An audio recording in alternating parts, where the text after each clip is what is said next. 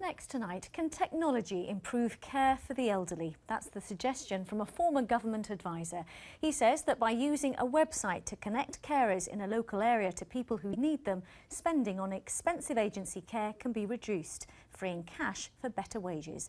It's estimated there will be a third more over 85-year-olds living in the capital in the next decade. Sarah Harris has been finding out more. My greatest fear is falling and breaking my poor old bones. My hip, my knee, where naught can see, but they'll hear my moans and groans. Even on his special day, Alfred likes to read his own poems to his carer. He lives alone in Edgware and was only released from hospital on the condition a carer would visit him twice a day. But for Sue, staying in this job is a struggle financially. Most carers in London are paid between £6 and £7 an hour. I think the only thing is there's so much overtime in the care industry. You have to bump up your wages by just working. That's the only way. For people that don't know, it almost has to be vocational because it can be quite tricky, can't it? It's not a glamorous job, so it has to be vocational. It should be treated more along the lines of nursing. It's an extension of that. Adam Pike used to work advising the government, but he believes the outlook for older people in and around London is so bleak, he's written a report recommending changes to the system.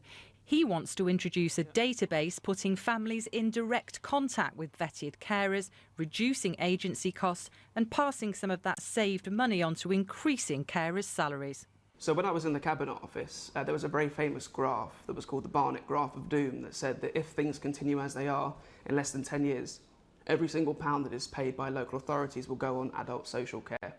And so the major challenge is that, as well as the fact that by 2025, there will be 700,000 too few carers to care.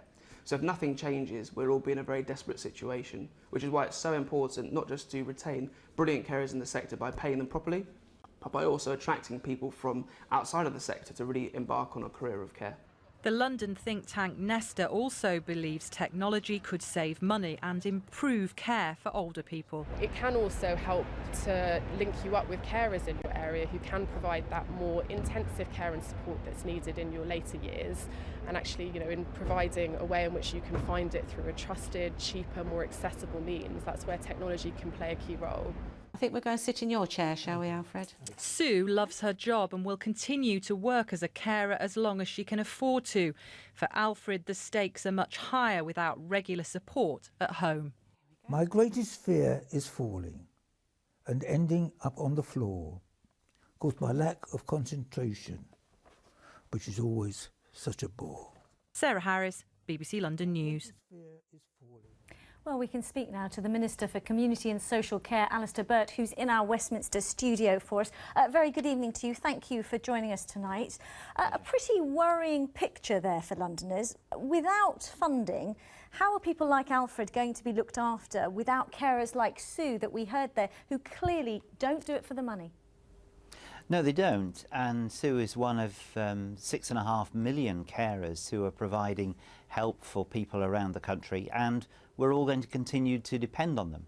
But it's because of their importance that last year the government passed the Care Act, which for the first time gives carers the rights to go to their local authorities and have their needs assessed. So I think the future will be about a growing number of people who will be looking for care, that's true, but as we saw tonight, innovative ways of looking after them, and also carers' great determination to do their job and to look after the people they do, paid or unpaid. Being creative is one thing, trying to do that, but when you look at some of the statistics, Age UK, for example, say the situation is desperate. There will be 50% fewer people getting care in their own home in London in the next 10 years. Well, there will continue to be care offered at home, and as I say, the Care Act for the first time gives local authorities the duty, the responsibility to assess the needs of carers. Now, the government put some nearly £500 million, £470 million into local authorities in order to help them meet the needs of the Care Act and therefore carers. And of that, just over £100 million was devoted to looking at the needs of carers. So sorry to interrupt you, Mr. Burt, but I think the issue is what kind of care will that be? We heard concerns there that it's difficult enough to attract people into the care profession. They're not paid enough when they're in there. So people are looking for adequate care, not necessarily untrained people who might just be dropping in to check in on them. No, I don't think there's any sense that people want untrained people to drop in them. Care of people has always been a mixture. We've also supported initiatives to improve the quality of those training to become carers, to make sure they are valued in the right way in which they need to be. So where are we going to get these carers from? The government's got no intention of letting the needs of those being cared for or of carers drop. It's a very important commitment for us. So where are we going to get these carers from? Because why would people want to stay in a profession, especially in London, where you can earn more as a cleaner than you can being a carer? I think wages are an issue in the care industry, there's no doubt about that.